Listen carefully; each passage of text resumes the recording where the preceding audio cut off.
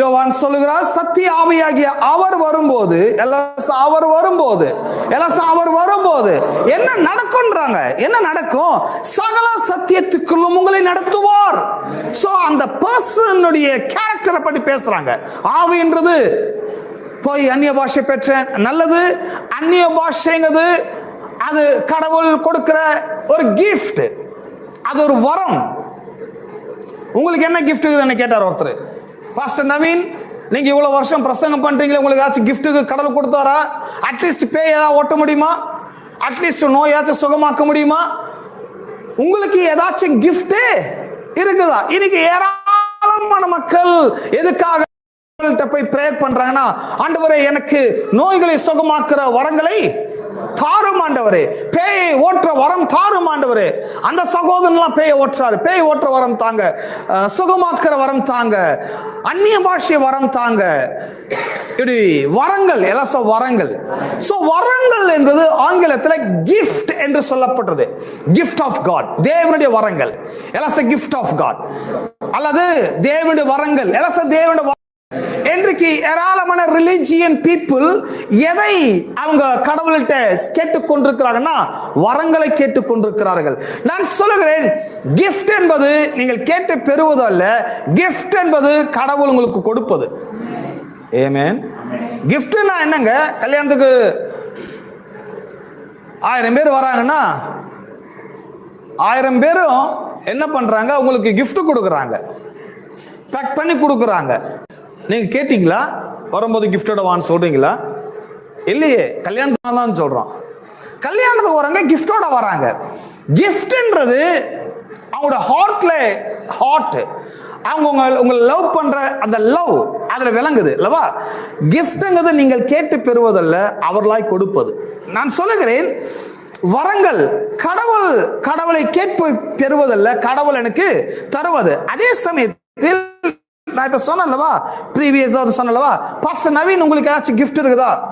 பேய் ஓட்ட முடியுமா? உங்களால நோயை குணமாக்க முடியுமா?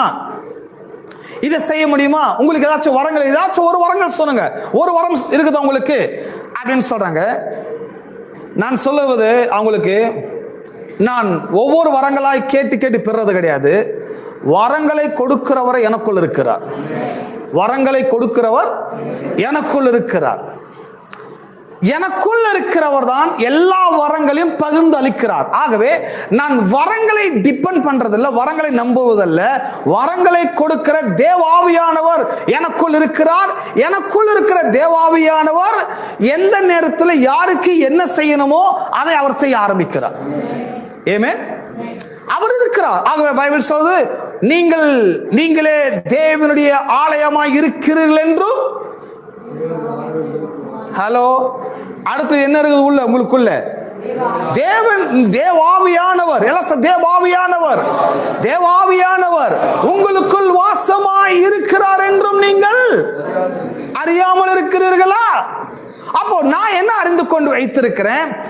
நான் தேவனுடைய ஆலயமா இருக்கிறேன், எனக்குள் தேவாவியான வாசம் பண்ணி கொண்டிருக்கிறார். நான் அதை அறிந்திருக்கிறேன். எனக்குள் ஆவியானவர் இருப்பார் என்பதை நான் விசுவாசிக்க கூடுமானால், கவனிங்க, எனக்குள் ஆவியானவர் இருக்கிறார் என்பதை நான் விசுவாசிக்க கூடுமானால், இந்த ஆவியானவரால் நோய்களை சுகமாக்க முடியும். இந்த ஆவியானவரால் பேய்களை விரட்ட முடியும். இந்த ஆவியானவரால் ஜனங்களுக்கு பிரசங்கம் பண்ண முடியும், ஜெபிக்க வைக்கப்பட முடியும். ஆவியானவர் எனக்குள் இருக்கிறார், அதை நான் நம்புறேன். அந்த ஆவியானவர் இப்படிப்பட்ட காரியம் செயல்படுவார். இப்போ நான் எதை நம்புறது? வரங்களை நம்புவதா, எனக்குள் இருக்கின்ற ஆவியானவர் நம்புவதா? நான் ஆவியானவரை நம்புகிறேன். நான் தேவனை நம்புகிறேன். தேவன் எனக்குள் இருக்கிறார் என்பதை நான் நம்புகிறேன். ஆகவே ஒரு வரம் இல்ல, 2 வரம் இல்ல, எல்லா வரங்களும் எனக்குள் இருக்கிறது. ஆமென். எல்லா வரங்களும் எனக்குள் இருக்கிறது.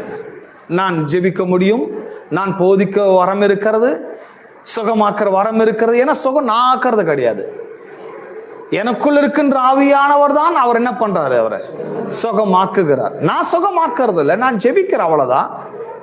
ஆவியானவர் அவன் மேல் கருணையா இருக்கிறார், ஆவியானவர் அவனுக்கு அற்புதம் செய்யணும்னு விரும்புகிறார்.